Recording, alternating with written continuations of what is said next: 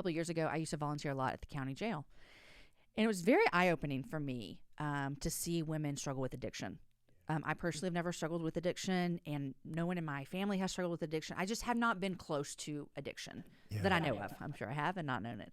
But I would meet these women, and they would talk through this addiction. And I thought about them when I was reading this part about you talking about the enemy knowing their tendencies. Yeah. And so many neurological conversations that we're not getting into today, and you don't get into about that. But it made me think, and I remember one time I said to a friend, I think what I've learned the most, one of the things I've learned the most with being with these ladies is I think some of them might show up to see Jesus off of an overdose. And what I meant when I said that was they love him and they're pursuing him and they're clean for so long, but they have a tendency that I don't quite understand. Yeah. But I didn't look at them as though if they made that mistake again, it would cost them their life, where my tendency could be greed. And it's not more than likely going to cost me my life. Yeah. And it just made me think like, man, they're fighting so hard, and yet the world is still so difficult that their tendency that Satan knows could cost them something really large. And so I thought about that when I was reading this, and it brought an empathy in me. Yeah. For people who are fighting things that look different from me. Yeah. So that leads me to ask you this, as you pastor and as I think about being in there with those girls when I was years ago, and someone's tendencies are different than ours. Yeah. How do we be the body and not shame and not think, how could you, and yeah, that was something that was really important to me of like sharing my stories. I always felt like people, if they heard it, would be like, ugh, well, never saw that coming or, wouldn't have expected that. And we do that sometimes. So how do we lead people and love people well while also helping them fight? Yeah. Yeah, I think you were touching on it in a lot of directions. Just one, I think it is helpful to, how did C.S. Lewis say it? Always keep your nose close to your inner cesspool. He's like, just that awareness of like, well, hey, I'm kind of a mess too. Yeah. And that doesn't excuse us, but it helps us be humble with each other. It helps us be sympathetic with the struggle.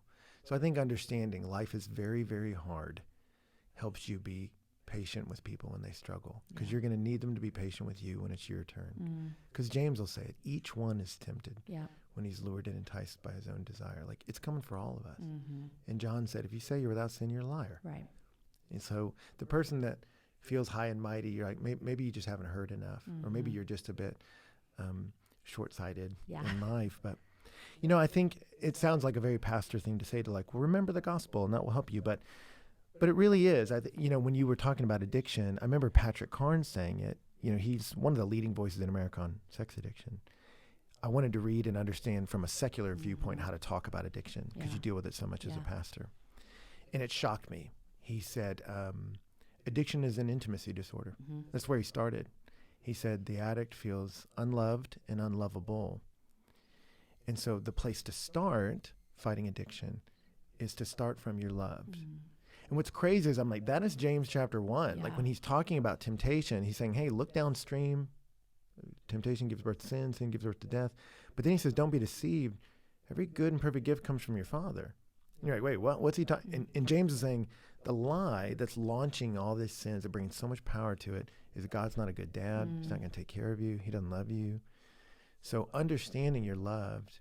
I mean, I can't think of the statistics now, Jamie, but I remember reading about kids that didn't come from loving homes perform far worse in every measurable category. That kids need to see their parents fight for them, choose them, work for them. And then I remember I read a book just for fun about the Spartans. Just wanted to understand, like, how can you face death and fight like this? Now, I didn't try to make a sermon out of it, but they started talking about what's the opposite of fear. And they said it's love. And it's love for the people around me, but then they watched their king choose them. He would run out to battle ahead of them, not behind them. And they loved that man because of that, because they saw him fight for them, and it gave them the courage to fight. And I just looking at that, I'm like, that's our gospel, that we watched Jesus, the author and perfecter of our faith. Like, he chose you. He walked with his face like stone towards death for you. Yeah.